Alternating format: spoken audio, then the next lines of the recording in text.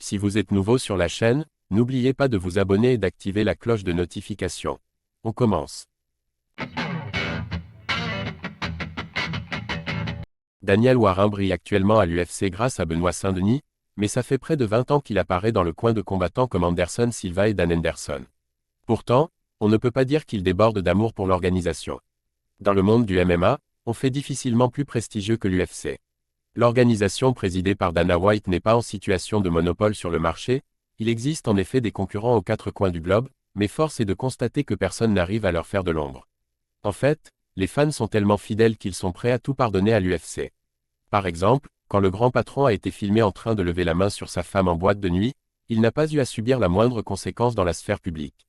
Dans un autre registre, quand Francis Ngannou a décidé de tenir tête à ses anciens employeurs pour obtenir des meilleurs salaires pour tous les combattants, de nombreux internautes se sont retournés contre lui en estimant que l'UFC était le meilleur endroit pour s'enrichir et exprimer son talent. Daniel Warin se plaint de son traitement à l'UFC. Mais qu'en pensent ceux qui vivent grâce à l'organisation? Comment voit-il cette entité si intouchable aux yeux des fans? Dans le podcast La fine équipe, l'entraîneur de Benoît Saint-Denis n'a pas été tendre au moment de parler de son expérience à l'UFC. Visiblement, lui et les autres ne sont pas considérés à leur juste valeur. Moi je ne suis pas combattant UFC, mais je suis entraîneur là-bas depuis environ 2006. Je ne vois pas les conditions évoluer dans le sens des combattants. Les coachs, on est traités comme des merdes par l'organisation, c'est la réalité. Ils ne te calculent même pas, tu ne gagnes pas beaucoup d'argent. Je me mets à la place d'un combattant qui met en jeu son intégrité physique, à un moment tu veux de l'argent.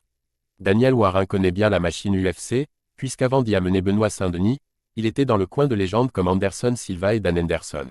Pourtant, malgré son expérience et le prestige de ses anciens disciples, il ne se sent toujours pas considéré à sa juste valeur par l'organisation. Personne ne prend soin de lui, ne s'assure qu'il exerce dans de bonnes conditions, ce qui l'agace. Ce témoignage est une preuve de plus que malgré l'engouement des fans et les centaines de millions qui sont générés chaque année par l'organisation, il y a encore une grosse marge de progression pour faire l'unanimité. Traiter les combattants et leur entourage comme il se doit serait déjà un bon début, ce n'est pas Daniel Warin qui dirait le contraire. Daniel Warin n'est pas forcément heureux de travailler avec l'UFC, organisation dans laquelle il n'est pas traité comme l'entraîneur de renom qu'il est. Dana White a encore du boulot pour faire de son organisation une structure irréprochable.